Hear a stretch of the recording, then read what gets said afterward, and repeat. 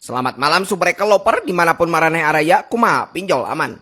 Jadi ayeuna urang bakal ngajarkeun kumaha carana ngeluarkeun hantu atau jurik atau naon lah kumaha saradia nyebut namanya intina perbelisan lah ieu mah nya. Tong di skip kade ilmu ya ilmu. Nah subrek loper jadi ieu ilmu berguna sekali untuk kalian nu sok ulin ka gunung di sekolah atau di pabrik nu sok aya kasupan masal pajarkeun teh yang pada beureum cenah. Buat rame suka nih teman jurik nanying.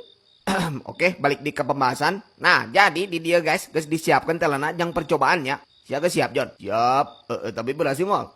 Tuh berhasil syukur orang menang duit gagal manya paling di jen semen di negeri jin. Tuh hayang tuh aing mari gitu mah tuh.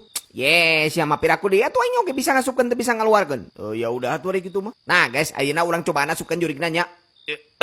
Nah guys, dengekeun ya, ilmu mahal ya, ilmu mahal. Pas di posisi kaasupan, orang ulah ngilu panik kade. Goblok, anjing aing luas.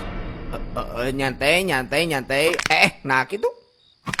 Aduh, mang. Mang iya mang. Cak karsirit masih aing keur indohoy. Nanaonan atuh si teh anak batu di jen percobaan. Japar. Anta mang ada mal konten bieu teh. Bismillahirrahmanirrahim. Keluar.